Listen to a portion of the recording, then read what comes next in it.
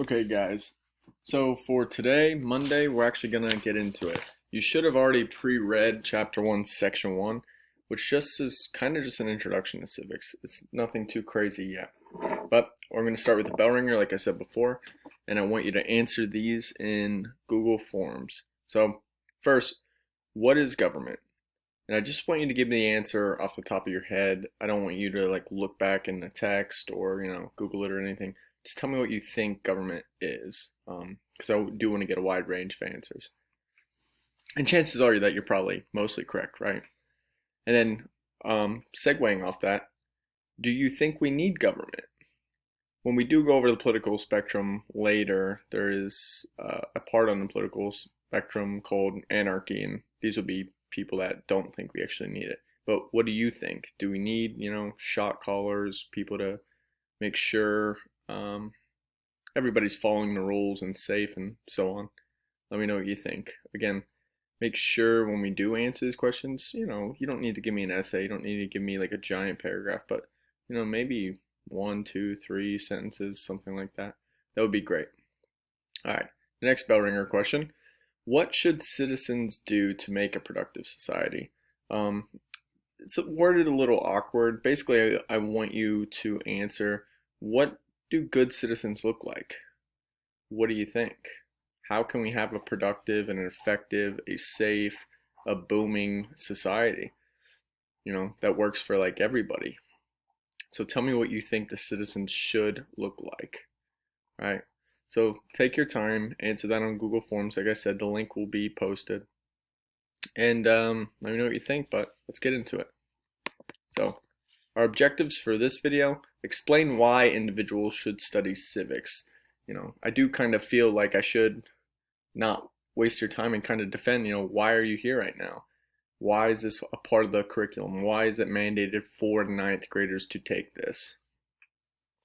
We'll also describe American values and identify qualities of a good citizen. What does it look like? So, and the outline basically for what we're going to run over looks more like this. So if you just wanted a quick preview: why study civics, U.S. values, what is a good citizen? And that's what we'll be going over today. Here are your key terms, not much. Again, this was in your text: civics, citizen, and government. And it's I guess a good way to start, right? All right. So why study civics? Sorry about that. Civics is a study of citizenship, government, and what it means to be a citizen. Now, hopefully in the bell ringer you thought about this for a little bit, but basically the society we have, the government we have, what our laws are and everything, it's all determined on what we want. So it's determined by us, polling data, right? How active we are when we write to our local or state legislatures, our federal legislatures. We kind of dictate, as a collective group of 330 million people, we kind of dictate what happens. So if it's really awesome, it's in part due to us. If it's like really bad, it's in part due to us, whatever the percentage is, right? It's not the end all be all. We can't control everything all the time. We're busy, we're doing things, and we have a republic, so it's kind of like up to them to hopefully listen to us. But like, we do have some role to play, and we do have some accountability, whether things are awesome or not. The whole idea of public education, like you being here listening to this video, is to produce good citizens. That's why we have it. So it's another reason why we have civics. But not just civics, all the subjects. We want to make students and kids well-rounded adults. Anyhow, a citizen, moving on. A citizen is a legally recognized member of a country. This is an extremely old concept. You have ancient cities, city-states, like the concept of a citizen. That's as old as ancient Greece and ancient Romans, and you could probably even go back further. But the whole idea of citizenship or a citizen back then was, you have this person, they're different than maybe the other places you conquer back then. If you conquer some other lands, they're not necessarily a citizen. But the citizens, what they did back then, and we still do today, is pay taxes, attend meetings, because you do have a voice back then and today, and pretty much serve in the military.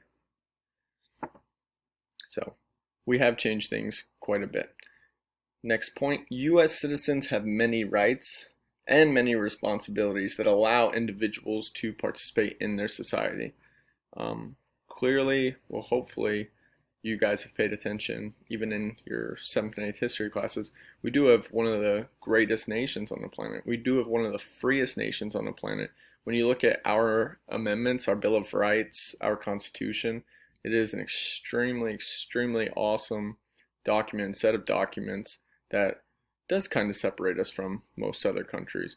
Now, there's other countries that have very, very similar constitutions like us, but there's also many that don't, and many that don't really have free speech, that don't have a free press. And that's something I think that we take for granted. So let's move on.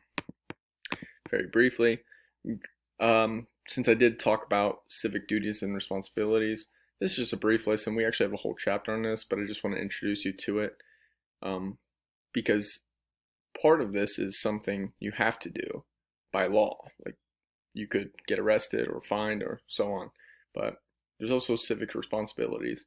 For this class and why you should be a good citizen, well, these are things you have to do. So at the very least, you have to pay attention to these things for this class, and this is why you should study civics, so you at least know what you have to do.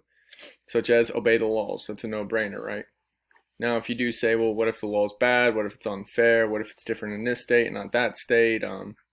That's something that we can debate, and that's kind of a gray area that we can have good arguments about. What if a law is a really bad one? Like, if you do search through history, you can find some bad laws. That's something, again, somewhat in our control that we can fight against. Pay taxes. This is something that we have to do. It's mandated. You can't really cheat. If you do cheat, you might get arrested. Now, there are some on the political spectrum that say, you shouldn't even have taxes. It's my money. I should decide what I do with it.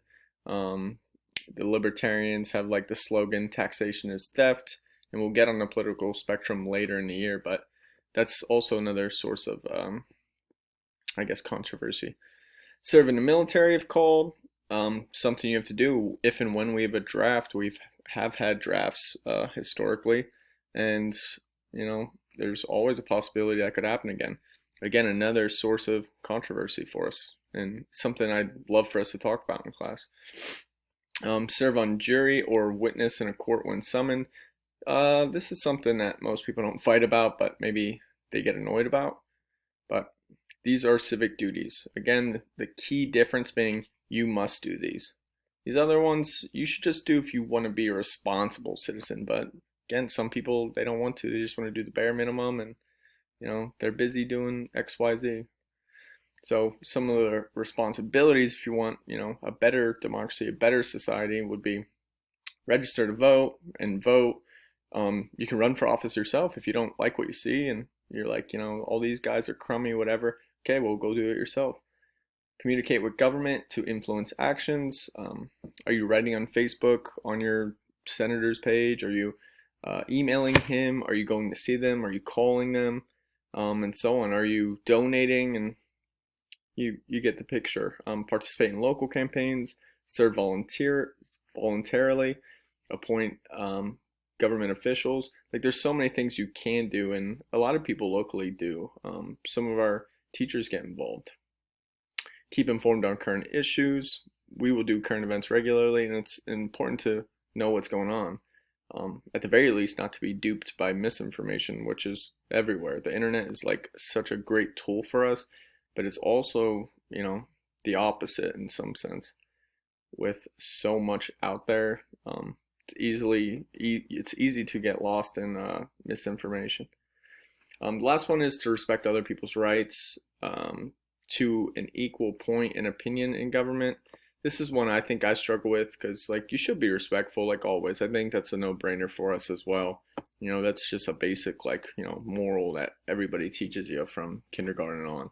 But I think sometimes we get this wrong that, you should always start off respectful, but I think you know as well as I do, and everybody, you should probably respect respectful people, and respectful opinions. Like, for instance, if the KKK is marching and gives some white supremacist thing, like, that's not really, I don't think I need to be respectful about that. Maybe I can honor their free speech, their right to protest, but I don't think I need to really respect it, or them. But you know what I'm saying. That's also like a gray area. But let's keep moving on. All right. So why study civics again? Well, a government is the organizations, institutions, and individuals that exercise political authority over a group of people. So I'm not sure if this is what you put in your bell ringer, because it is a more in-depth, I guess, definition that you really want to think about, being like everything involved, with the political authority over a group. But this is kind of a good definition. You might find other ones that are similar, more or less, but this is a good one for us.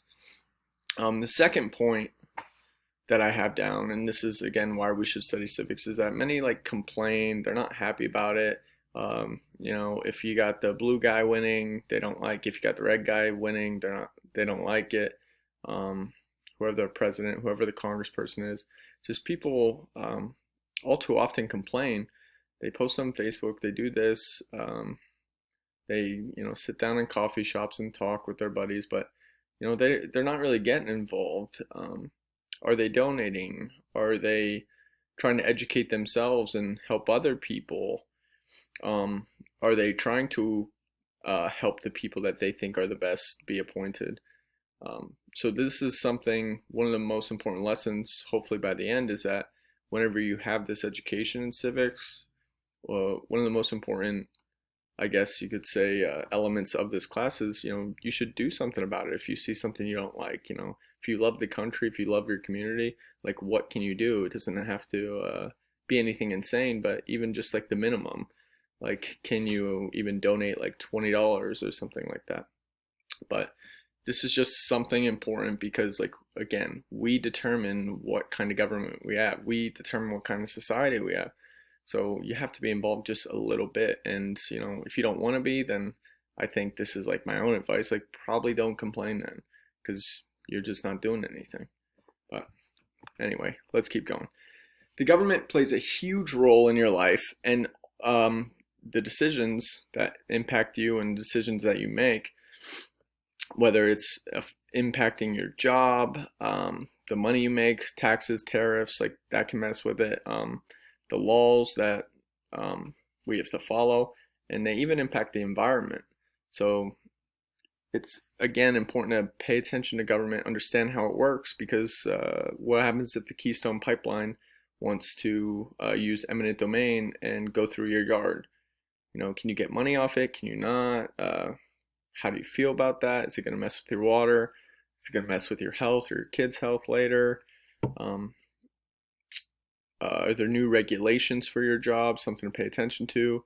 Do we have to wear a mask? Do we not? You know what I mean? Like, you have to pay attention a little bit. The government, it does impact you. Sometimes not super directly that you notice, or that you don't notice a lot, but sometimes it really does. All right, now let's look at the U.S. values, the values for our country.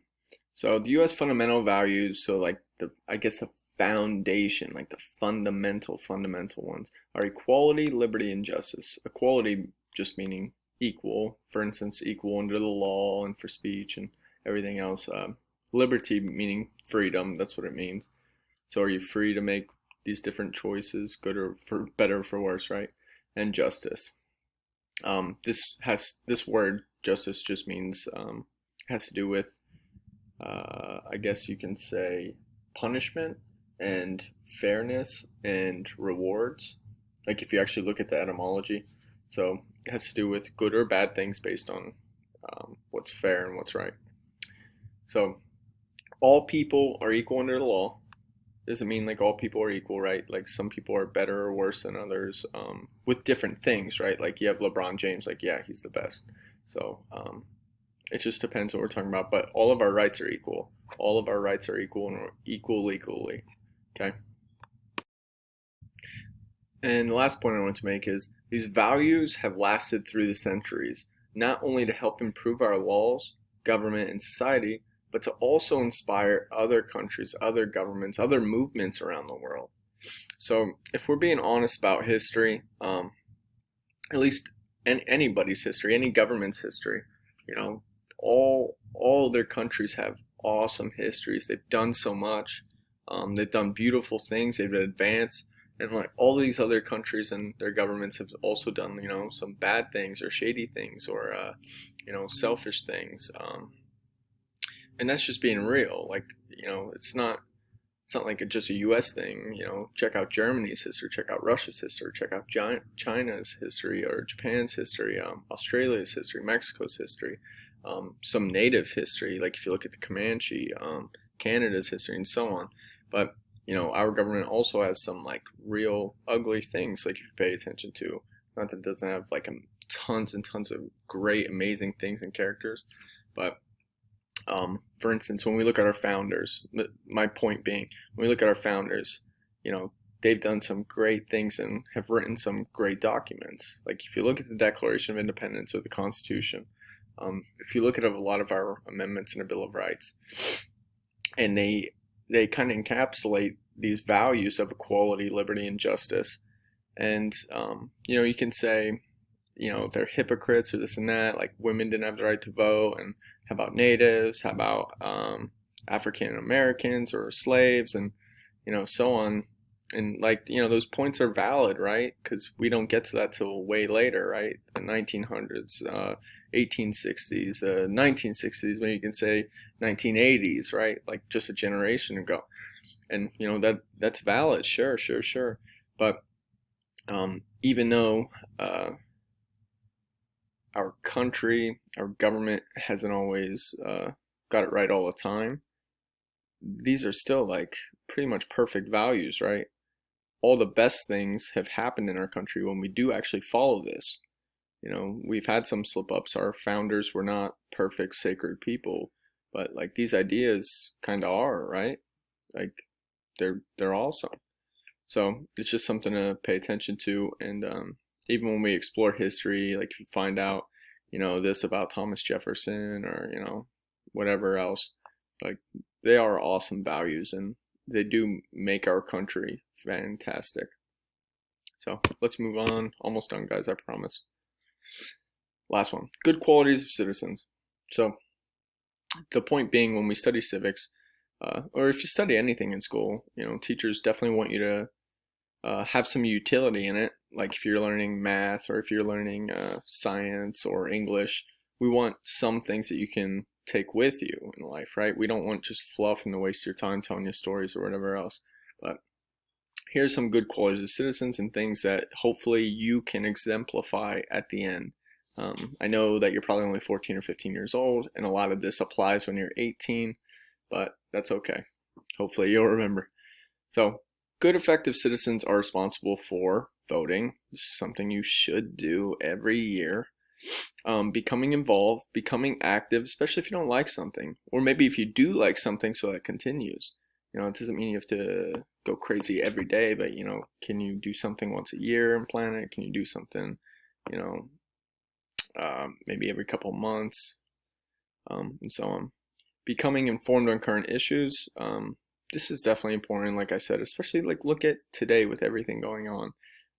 With what's going on that's true, and then all the misinformation with that has become political or different media bias. Like, yeah, it's screwed up, but if you can at least check out tons of different media outlets, then you can kind of get a more accurate truth instead of slanted stuff on either side. But it's always important to pay attention to what's going on because it does impact you, and you probably want to know a little bit of something about it, right? Next, qualities of good citizens. Well, you should probably take care of your families and your partners. Typically, when you're not taking care of these things, it can lead to like chaos in a community, work. Sometimes broken families, they hurt the kids. You can check out a lot of depressed areas. Sometimes divorce might be for the right thing, right? And maybe you're better off, or families are better off. But what I'm getting at is that it's something real that can hurt kids and families and communities, your neighbors, and make work awkward, right? So probably another good quality of a citizen is just taking care of everything at home, keeping yourself in order. Another one, respecting and obeying the law. Part of that's also knowing what the law is. Now, we talked before briefly, if there's a law that's maybe not respectable, then what can you do about it if that law is sucks or isn't right, or so on. We should respect the rights and the properties of others, even if it's the rights of people we don't like. That doesn't mean you have to respect that person, but you should still respect their rights, like if they want to say something or have a voice and so on. We should be loyal and proud of your country, your state, and your community. All too often you see people that might not like smoking, and it's like, dude, this is your place, this is your home. You might be trashing it, but this is where you come from. Instead of complaining and whatever else, why don't you just try to make it a little bit better? Same thing with your state. This is ours. We get some voice to determine how our state, how our community, how our country is. So like that's awesome. Why would you not like these places? It's ours. We own it. For better or for worse, like, we own it. Next quality, using natural resources responsibly. Pretty important, right? Last one, sorry to say too much. Buying into U.S. values. So as I said before, just going back quick, we won't always get it right. Us as people, we might get it wrong. The government might get it wrong. Sometimes historically we got it wrong, but I have no doubts if you and our government can follow these values, we'll be better off. And I guess the list of blemishes in our history will definitely stay low, and we can definitely improve and make the awesome list, the progress list, the innovation list much higher if we can follow these values. So there's your patriotic speech, fellas and ladies. Now, to end this video, thank you for bearing with me. I know I'm going on 22 minutes or 23 minutes, so I do apologize. I'll try to keep it quicker for next time. But for the end, also in Google Forms, I want you to complete the review questions. So 1, explain to me why you think you should study civics. Now, you can be honest, but please be respectful. If you're like, I don't really think we should, I can see some value, but I just want to be, let's say you're like, I just want to be a nurse, so it doesn't really impact my life, or blah, blah, blah. You can make that, I would disagree with you completely, but you can make that claim. That's fine. Just give me reasons that you think it might be of value, why you think it might be important for, teenagers to learn this stuff. So let me know what you think in the review questions. Next question is, what are some of the U.S. values, and which one do you think is the most important? I didn't go into great depth about them. I just gave you just a brief definition of what each word meant. But if you want to do more on your own, that's fine. If you have any questions about that, let me know. But what are our values, which I just went over, and which one do you think is most important and why? All right, last one, fellas, ladies. What are some qualities of a good citizen? And you can also answer in the review questions which one you think is the most important quality. I'd love to get that. But let me know what you think. And this is just basically the introduction of civics. Kind of defends why we're even here until June doing this together. Why should we study it? So I hope you enjoyed it. Let me know if you have any questions. And thanks again for watching, guys. I hope everything's going well online. There's no tech issues. All right. See ya.